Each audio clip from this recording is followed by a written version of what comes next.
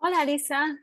Oh, You are very amazing with making wraps. You have tons of recipes and beautiful pictures everywhere and videos. So, what is your relationship with wraps? what I did was I went on Instagram and I asked people, what did you want to see from me next for a recipe book? And overwhelmingly, everybody wanted wraps. So I was like, okay, this is going to be a big challenge. So I started playing around with recipes and I ended up with 34 really good recipes that so many people have been loving. And we've been loving them so much because they're easy to make and they taste incredible. They're really strong, so they hold everything really well. You can wrap them. They're massive.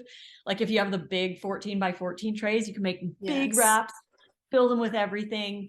And they're easy to take traveling and for work, for school, hiking. Like they're just next level. So, how did you find out this folding technique? What you do? Because you fold it gives a big sandwich wrap. Yeah, so when you're making the wraps, if you're using like the 14 by 14 tray, it makes a really nice big square. So when you fill it, you can fill it really, really full with lots of stuff. There's lots of space. So we fill it really, really full. And what I do is I fill it in a diamond shape, right? And then the corners I fold in, and then the bottom I fold up. So it looks like an envelope. And then I just like crunch it and roll it up, and you've got yourself really, really beautiful big wraps. And you could roll them in deli paper to keep them fresh, or you could eat them right away. Some people even use like a stick, like a bamboo skewer or something to hold the wrap together. That's very helpful as well. But yeah, you can fit a lot in them and they're very strong. They're so much stronger than any wrap I've ever had. And they taste so good too. Like they've got so much flavor. Yes, that's the most important part, the taste and the enjoyment of, I guess, in a wrap. Exactly. I really like how they look like when you fold them and then you cut them, and then they open themselves, just like a nice fruit. When we open a nice fruit, it just open themselves. So they are really beautiful what you make. Yes. They really are. And that's why I like to arrange the colors in a rainbow. Like if I'm making them with tomatoes, I usually don't make them with tomatoes because we make them for multiple days. So we'll make them in advance for like 3 days or whatever.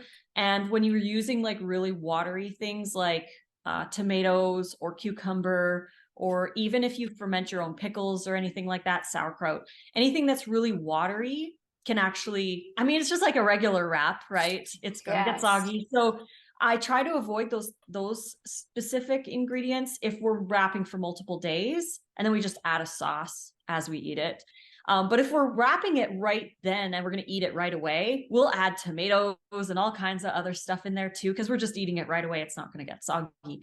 But I like to arrange it kind of like a rainbow or like special color themes. Like if I want to like all green wrap, I use like parsley and cilantro and other herbs in like a patty. There's avocado, there's sprouts and lettuce and everything green. So it's like a green themed wrap, or you could do red themed wraps with all different kinds of red stuff, or purple or whatever. Like you can really have fun with it and put anything you like in the wraps. And they are so pretty when you open it. You can see all the stuff that's inside. It's fun.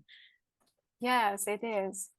Mhm. I saw you use a lot of times you use sprouts and sprouted beans or lentils, and it led me to the question that do you sprout or grow your own food? We do grow our own microgreens, and we have a lot of different kinds that we grow, like sunflower, pea shoots, radishes, broccoli, kale, all of the standard microgreens. We like to grow those, and we grow them in our office. So that's a really great way of growing your own when you're living in a city and you don't have land. Yeah, we do grow some, not all. Does it feel good to eat your own? It does. It's really fulfilling. It's really awesome. And it's inexpensive. It's fulfilling. It's great. It's like, that you put your love into growing those. So it's always nice to grow at least something if anyone is able to. Do you have a desire to grow more things? Yeah, eventually when we do have land, we do want to grow a lot more. But right now, that's not the stage of our lives. We are really enjoying living where we're living. But eventually we do want to get a piece of land and maybe we'll definitely be growing a garden on it. But for right now, we do our best with what we have. And it's really nice too, because a lot of people live the way we live. It's nice that we can show how you can even do a little bit living where you're living. You can grow a lot of your own stuff in your house. So it's pretty Yes, easy. absolutely. Mhm. Yes, that is one main thing what permaculture says, that even if you have just one balcony or just one pot, you can grow something. Exactly. So could you imagine yourself to plant your own garden, your fruit forest with a lot of fruit trees, and to settle down a little bit and focus on the plants and their growing season? Can you imagine that in your life? Yeah, we really would love that. We really do also love traveling, so that can cause a little bit of friction with, having somebody always there with the plants. But we do love gardening, we love growing, and it would be really awesome to have that time to be able to do that. I mean, it's always nice to spend time with the plants in the garden and grow your own and all that good stuff. So one day. Hopefully, I wish you if you would like to. Yeah, Yes. that would be really nice. That is one Mhm. reason I really love with the fruit trees, that we plant them. And of course, we take care of them and mulch them and chop and drop the support plants around them. But as they are planted, they are growing on their own. Yeah, that's very true. We just need to figure out where we would do that because we don't know where we want to end up. We'll see what the future holds, because you never know. What we would like to definitely. Fruit trees are pretty amazing. Yes, they are. They are. But we need to be patient for them. Just wait. Yes, that's true. I know. Yeah, that's a long game plan. Yes. We just harvested our first dragon fruit after 2 years. It was amazing and very sweet and very amazing. Oh, well, that's a special moment. That's really Yes. cool. Yeah, I know. There's always like such a wonderful moment when you do grow, especially if you did it from seed and it grew right from the very seed that you planted. That's always like even extra fulfilling. Yes, especially when you chose the fruit because it was special. That is amazing. Yeah. That's what I like to do. If there's ever like a really good piece of fruit or really good like tomato or whatever, I try to save seeds from it because we know that that's going to be a good tomato. Yes, Mhm. absolutely. Yeah. So you are more known about your love of veggies, as far as I saw it. But I would like to ask you about your love of fruits and about your favorite fruit. Awesome. Yeah, great question. Yes, I do. I personally value fruits and vegetables exactly the same. So, as much as I love vegetables, I also love fruit. I think they both have such a very important role to play. I'm more of a savory person. I like to eat a lot more savory things. I just love having everything because I believe that everything has its own special place. But for fruit, I mean, I just had a fruit smoothie here. It was Mhm. passion fruit, banana, mango, date, and I think Nate put a couple berries in there as well. So that was our after workout smoothie today, and I'd say my favorite fruits kind of they tie lately. When I was in Canada, it was hands down nectarines. Nectarines are my absolute favorite fruit of all.